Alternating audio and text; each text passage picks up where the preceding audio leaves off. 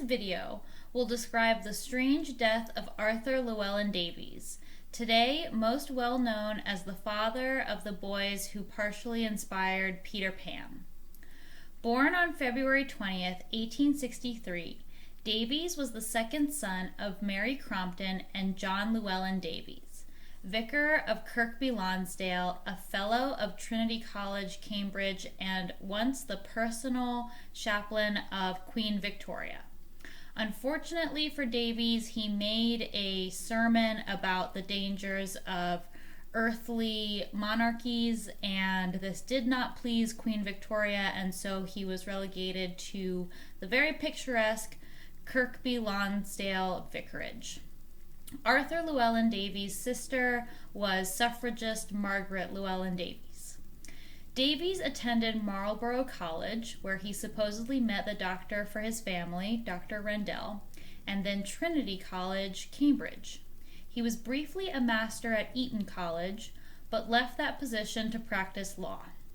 He met Sylvia du Maurier, the daughter of cartoonist and author George du Maurier, and the sister of future actor Gerald du Maurier, at a dinner party in 1889, and they became engaged shortly thereafter.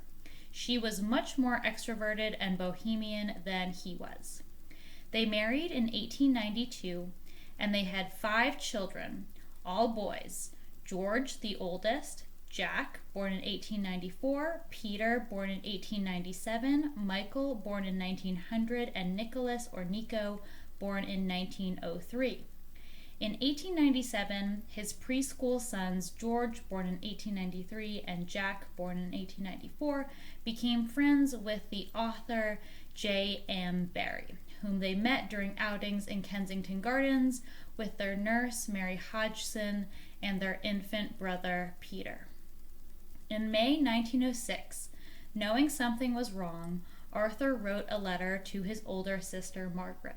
May 26, 1906, Edgerton House, Berkhamsted. Dearest Margaret, I have been hoping to manage a visit to Kirkby with Michael and to fit in with Sylvia's outing, but I am doomed to spend Whitsuntide less agreeably in lying up for a small operation. I have a slight swelling in the side of the face, which is beyond the dentist's skill, and on his advice I consulted an expert in cheek and jaw. He is going to perform on Friday, and I shall stay at a nursing place till the following Tuesday. Probably the cause of the trouble is the root of an old dead tooth, possibly a minute fragment of a tooth long ago pulled out. The surgeon cannot be sure without operating, and he says the swelling will certainly not go away of itself. The surgeon, E.W. Roughton, has very high qualifications and was strongly recommended to me by Rendell for his good sense as well as his skill. There is no ground for anxiety, but I can imagine pleasanter ways of spending money in June. My address will be 12 Beaumont Street West, the care of Miss Pretty. I expect to be more or less recovered after a week. Sylvia will probably leave with her friends for Paris on Tuesday, June 5th, if I am fit to be left. Surgeon Edmund W. Roughton had been recommended to Arthur by Dr. Rendell. Sylvia wanted to leave for Paris with quote-unquote her friends, which is what Arthur called J.M. Barrie and his actress wife, Mary Ansell. Sylvia had been vacationing with Barrie since 1898. Davies was not friends with Barrie like Sylvia was. When Barrie photographed his children, Arthur's children, at Blacklake Cottage and compiled the photos in a book, Arthur left this book on a train as a way to comment on the whole affair. Barrie's photographs of Arthur's children included nude photographs. Roughton's publications, including 2 cases of ruptured spleen, include both child and adult patients. Is this how Roughton met Dr. Rendell, who was by all accounts a pediatrician? Roughton's publications show his concern for his patients and his checkup on them after operations. An account of Roughton, I believe it is his obituary, is as follows. Edmund Wilkinson Roughton, born in 1863, died June 10, 1913. Occupation dental surgeon and general surgeon. Qualifications. Received gold medal in obstetric medicine and honors in medicine, a university scholar, and gold medal in surgery in 1887, and a gold medal in medicine in 1884. Son of a naval officer, studied at Bartholomew's Hospital, where he had a brilliant career and gained many honors at the London University. He was successively house surgeon, ophthalmic house surgeon, resident midwifery assistant, and assistant demonstrator of anatomy from 1886 to 1890 at St. Bartholomew's Hospital. In 1890, he was appointed at St. Mary's Hospital. In the meantime, he was elected assistant surgeon to the Royal Free Hospital, lecturer on surgery at the London School of Medicine for Women, and surgeon in charge of the throat and ear department. A tall, handsome man, he was apt to assume a rather brusque, superior manner, and his temperament did not allow him to subordinate his views to those of his seniors. Hence he lost their support, and when a vacancy occurred for an assistant surgeon to St. Mary's Hospital, he was not elected. As regards diagnosis and skill as an operator, he well maintained his early promise without devoting himself to original research. Whilst a house surgeon, he had added to Klein's side splint a foot piece to prevent extension of the foot when a Pott's fracture was treated on the side, and this splint was named after him. He was visiting surgeon to the National Dental Hospital and published some good communications on oral sepsis and cancer of the mouth, as well as a textbook of oral surgery in 1895 and 1898 for the use of dental students. In the special throat and ear department, he operated skillfully on the mastoid antrum and nasal septum. He was examiner of elementary anatomy at the Royal College of Surgeons in 1895. Nearly a year before his death, he found that he was suffering from inoperable intestinal cancer. He retired from 38 Queen Anne Street to Lauderdale Mansions, Marylebone, but continued his hospital work as long as possible, courageously and uncomplainingly facing the end, which occurred on June 10, 1913. He married but left no children. His portrait accompanies the obituary notice in The Lancet in 1913 by his colleague Dr. Walter Carr, and a biographical notice by A.S.W. appeared in the St. Bartholomew's Hospital Journal. By June 1906, Arthur's diagnosis was bad. The diagnosis was sarcoma, described here in Roughton's own textbook, and Roughton recommended removal of the entire bone and attentive care to the patient. Roughton never recommended leaving the patient alone or subjecting him or her to emotional turmoil. As a side note, I recommend reading Roughton's book if you are interested in Edwardian and Victorian era surgery. It is not a very long read and currently available on archive.org. Arthur's letter to his older sister once he found the diagnosis is as follows. June 2nd, 1906, Edgerton House, Berkhamsted, but written from 12 Beaumont Street. Dearest Margaret, I am sorry to say that I have bad news. The swelling in my face turns out, on investigation, not to be an abscess, as was hoped, but a growth. It is a very serious kind called sarcoma and requires a grave operation. The operation itself, though not free from risk, is not very dangerous. The percentage of deaths by statistics is about 6 or 7, and my surgeon Roughton has never lost a patient under it. I am afraid it means removing half the upper jaw and palate. They cannot tell yet whether there is a risk of recurrence elsewhere. Rendell says that Roughton is the best man in London for a job of this sort. We are going to have a consultation with an eminent expert on Tuesday morning, but Roughton says that he has no doubt of his diagnosis. The operation will follow on Thursday or Friday. I have thought it best to tell you all these horrible details, dear Margaret. It is a familiar enough situation in books and in the case of other people, but in one's own case it is unfamiliar and rather horrible. Poor Sylvia. I have told her everything except the names of the disease and the details of the operation. She is brave and infinitely kind and dear. After the operation, I shall be incapacitated for about 6 weeks and unable to speak properly for 3 or 4 months, and there will always be an impediment in my speech. I think of our future and the boys. We shall be very glad if you will come up on Monday and help us through this trying time. To me, glad life's arrears of pain, darkness, and toil.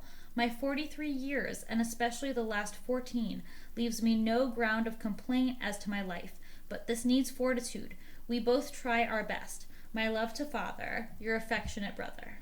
The Llewelyn Davies family relied on Dr. Rendell for years, with middle son Peter Llewelyn Davies remembering he last saw Dr. Rendell in Postbridge in 1909 after Rendell married money. I found accounts of a Rendell family in Postbridge, but I am not sure if it is the same one. Regardless, Rendell became Barrie's right-hand medical man after Arthur's death and was present at the death of Sylvia Llewelyn Davies 3 years later in 1910. Despite Sylvia's case being a complex one, specialist Roughton was not called in for it.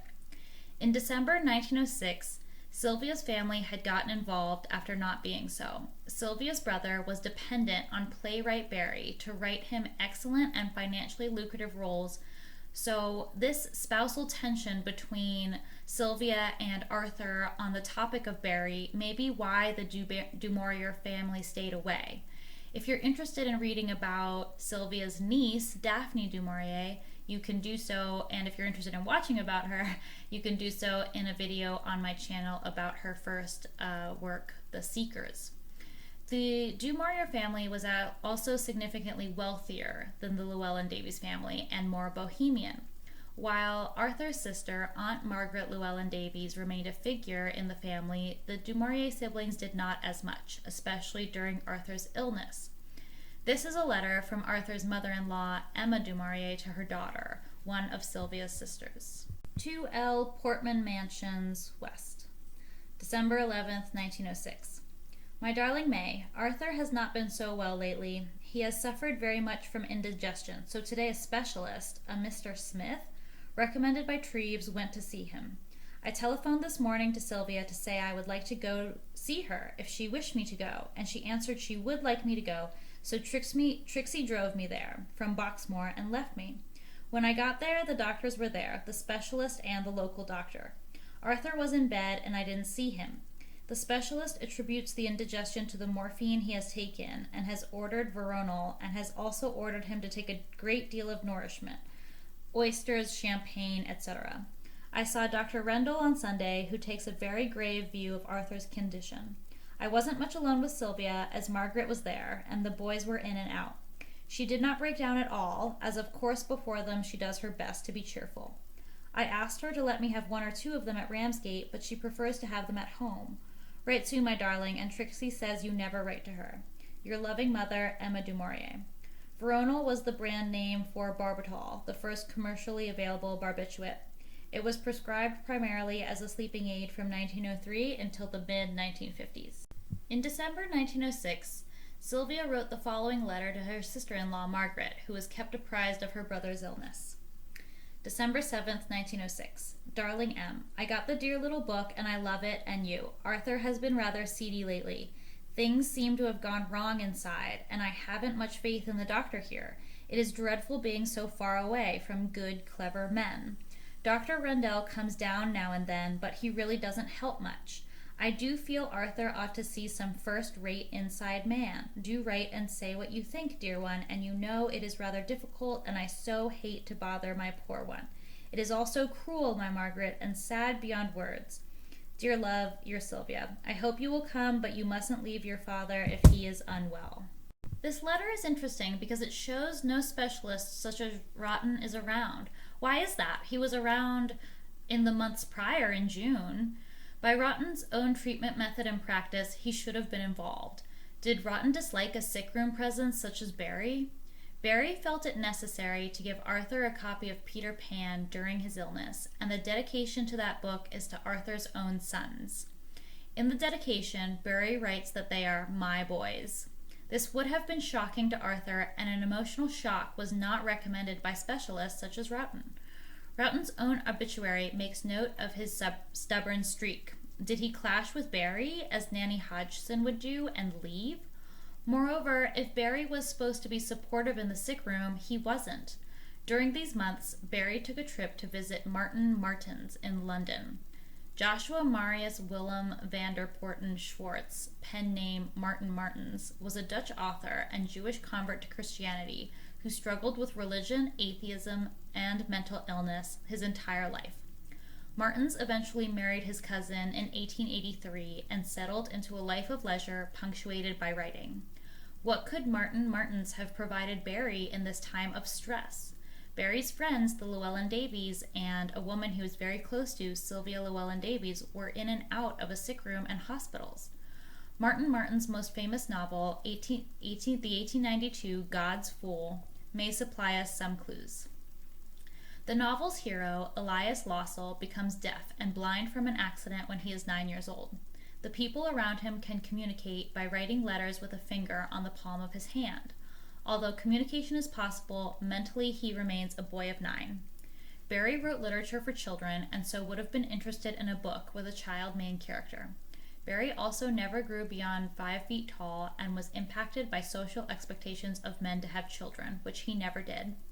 The childlike mental state of Lossell would have appealed to Barrie's own life. Thanks to a somewhat thoughtless will, Lossell becomes the rightful owner of a firm. His half-brothers, twins Hendrik and Hubert, manage the firm on his behalf.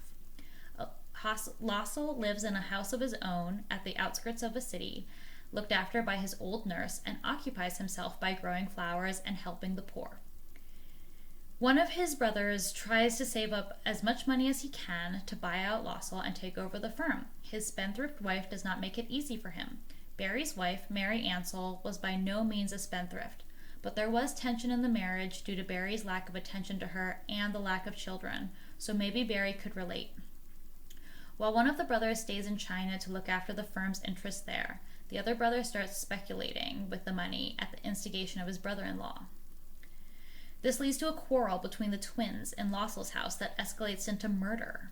One of the twins kills the other. The main character, Lossell, understands what happened. In the last chapter, he decides to take the blame of the murder on himself, giving the novel an open ending. Barrie's wading into serious issues like murder and blame continued after Arthur's death. In 1909, Barrie wrote insistently to Captain Robert Falcon Scott's widow that he wanted to have sole control over his godson, Peter Scott, if the widow were to die. Captain Scott died on an expedition to the Antarctic. Kathleen Scott was shocked by this, especially when Barrie called upon his MP and noble friends to write her letters as well. She stood firm and refused Barrie's demands. Unfortunately, in 1906, Barrie may have been up to his same tricks, but due to the letters destroyed by the Llewelyn Davies family in 1960, we may never know. Arthur did write on scraps of paper during his illness. These scraps of paper were collected by someone, maybe Nanny Hodgson or Sylvia. They included requests for his boys to be good and look after their mother. The sarcoma had traveled up his face, to his eye which was damaged, and living became very hard for him. While a plate was measured and fitted so that Arthur could regain the ability to talk, it did not fit and was uncomfortable. So speaking became very difficult without his right-hand jawbone and upper palate. Despite this, the Llewelyn Davies boys did not record any fear or disgust of their father, and read to one another. Regardless, Arthur wrote on scraps of paper that he hoped Barrie would remain in the boys' lives due to his finances and influence, but he never handed control of them over to him. It's very possible that there was a will, since Arthur was a lawyer. Maybe Barrie destroyed it.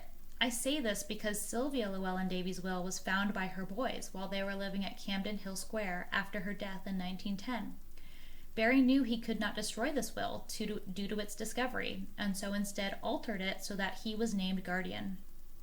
He changed the spelling of Jenny, one of the boys' caretakers and sister to their nanny, to Jimmy.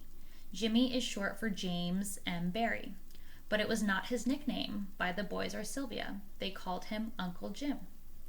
Margaret Llewelyn Davies may have considered taking the boys in, but she had a very busy life of her own. Davies worked as a voluntary sanitary inspector and was impressed by the cooperative theory of the Rochdale Society of Equitable Pioneers. She joined the Marylebone Cooperative Society in 1886 and shortly afterward was elected as secretary of the Cooperative Women's Guild. The guild was involved with sewing classes as well as more intensive hobbies for women. A year later, she was elected to the guild's National Executive Committee. Davies and her friend Rosalind Mary Shore Smith researched profit-sharing workshops in 1888 and recommended against their adoption by the movement. She adopted more and more socialist positions as she grew older. She was appointed as General Secretary of the Guild in 1889, retaining that role until 1921, including when her brother was dying. During her tenure, the Guild became far more politically active than it previously had been. The same year that she became General Secretary, the family was in Kirkby Lonsdale, where her father was a rector at St. Mary's Church. In Kirkby Lonsdale, she worked closely with Lillian Harris, who became the Guild's cashier in 1893 and its assistant secretary in 1901.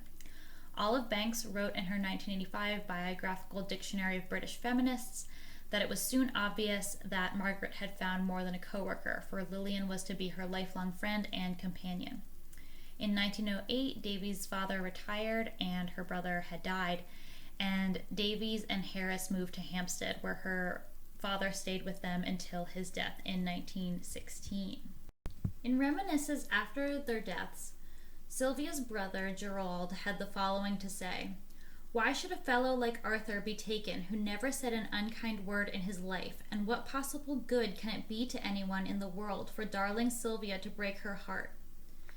Daphne du Maurier, Sylvia and Arthur's niece, had a chillier allegiance. Gerald would not acknowledge that Arthur and Sylvia were spared many things by their early deaths: the war, meaning World War I, and fear for their sons, and the reaction of a weary country, that had they lived longer, they must have suffered greatly, for they would not have belonged, they would have been out of place in a hurried, fevered world.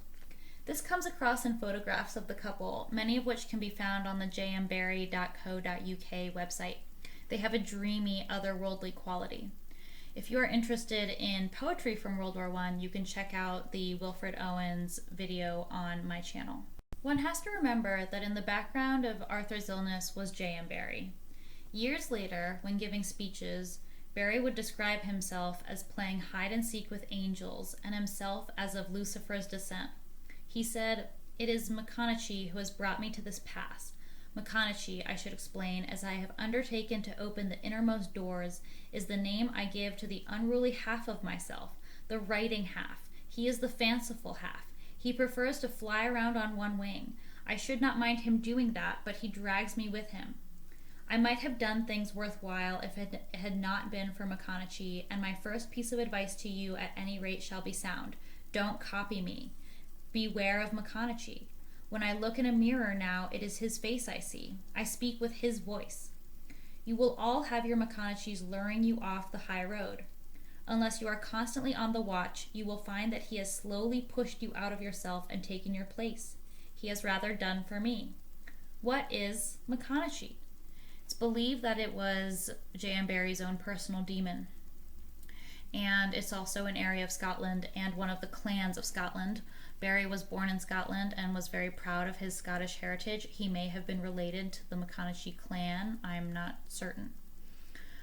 What's clear is that Barrie's influence over the Llewelyn Davies family was profound and in many ways twisted. By April 1907, Arthur was dead. His funeral was attended by Barrie's author friends, such as the detective story writer A.E.W. Mason. Mason became a Liberal MP after a joke campaign by Barrie and his publisher friend Edward Verrill Lucas. Barrie was committed to liberalism in the UK and a proud donor of its causes for years. His dedication to the liberal cause is very interesting, in light of his trend of trying to own others, including children. I will close this video by reading one of Arthur's last letters written in November 1906, a few months before he died.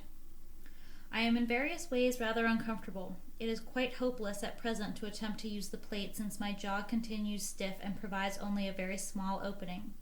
Rendell has been down twice lately, coming of his own accord, and has prescribed me a sleeping draught containing a very small quantity of morphine.